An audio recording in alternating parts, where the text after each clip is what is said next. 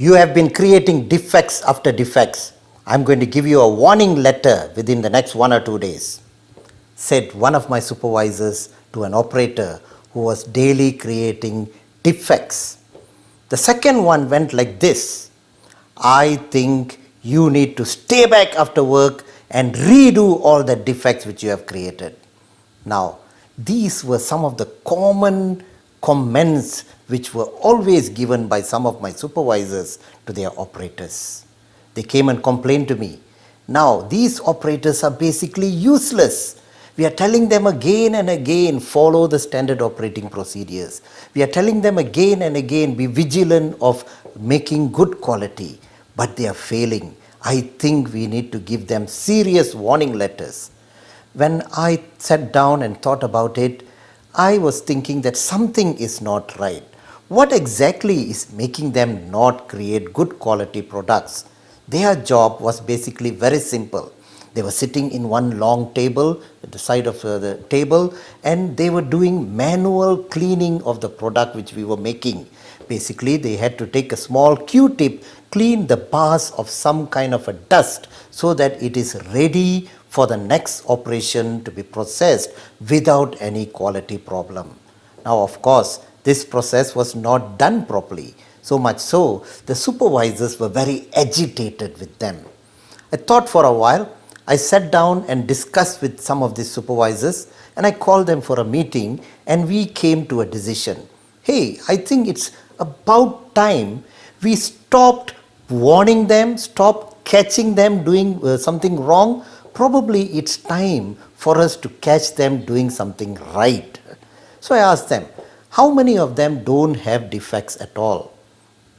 They looked at me, they looked at each other, and then they told me, well, there are about 50 to 60% of the operators who are doing very good. It's this troublesome 40% which always don't follow standard operating procedures. Well, we came to an agreement. Maybe we are looking at the wrong thing. Maybe we are always busy catching them doing the wrong things, and we are so focused on correcting the wrong things that we are not taking into account all those who are doing it right, all those who are following the standard operating procedures. And the second thing is, maybe we had not looked hard into the standard operating procedures itself. What was it that made it difficult for this 40% of the people not to follow the standard operating procedures? These were the questions which came out in our discussion. Then we came to a conclusion. Let us stop catching them doing wrong. Let us now go and reinforce every operator who is not doing a defect, who is cleaning the bars very well and not sending out defective parts to the next operation. For the next 1 week, we are going to monitor them.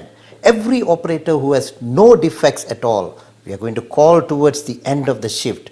We are going to shake their hands and we are going to thank them. You know what happened? After just 1 week, of doing that, the number of defects which went out to the next operation reduced by almost 25 to 30%. Those who were not following the standard operating procedure, they were more vigilant now because they saw their peers being shook hands with. They saw their peers being appreciated for following the standard operating procedures. And they too wanted to learn the right way of doing their work. And over time, after about 2 to 3 weeks, in fact, the negligence levels of the operator dropped so much so that we were shaking the hands of almost 90% of the operators who were doing the work there, because we were ready and we were very vigilant to catch them doing things right. Yes, friends, sometimes it happens in our workplace. We all are so eager to catch people doing wrong, and we want to punish them and we want to expect them to be more vigilant.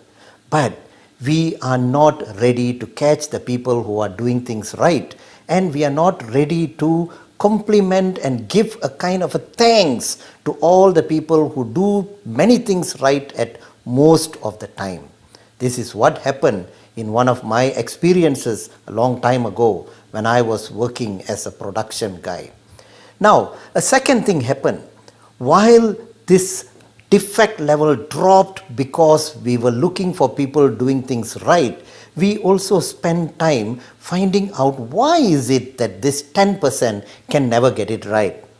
No, to our surprise, we found out the standard operating procedure itself was not robust. It was not easy for them to carry out without being extra vigilant. So, how long can you be extra cautious in carrying out your job when speed is required, when productivity is required, when outputs are required? You are expected to do job at a fast pace. So we had to review the standard operating procedures, we had to improve it, and we had to make it simpler for them to carry out the job. Now, this was an exciting adventure for me when I was working many years ago with my team to be able to make a group of people who were creating about 30 to 40% rejects and defects because they were not able to clean their parts properly, to go up to almost about 99% well cleaned parts just by making sure that we were catching them doing things right. We were thanking them and we were not taking action only when they were not doing things right. Number one. And number two, by us looking at their processes and improving it. Now, why I say that this is such an adventure and such an exciting thing for me is I discovered at that time some of the basic concepts of lean manufacturing long before I became a lean consultant. One of the dimensions of lean is respect for people.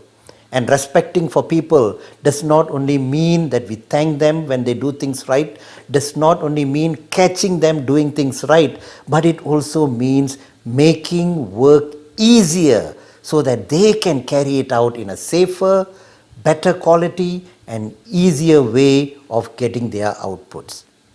This is one of the many learning experiences I have had as a production manager and later as a lean consultant. The experiences has taught me a lot and I wish to share some of this with you on a regular basis. So this is in fact the first of some of my memories and stories and exciting adventures as someone who had learned a lot through my work and through my travels as a lean consultant.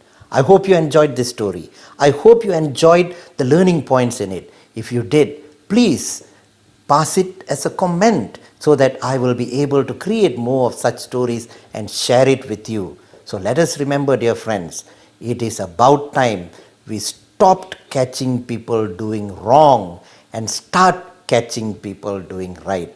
And it's about time we looked hard into the standard operating procedures and improved them and simplified them rather than always complaining that people need to be more careful in carrying out their standard operating procedures. Take care and have a good day.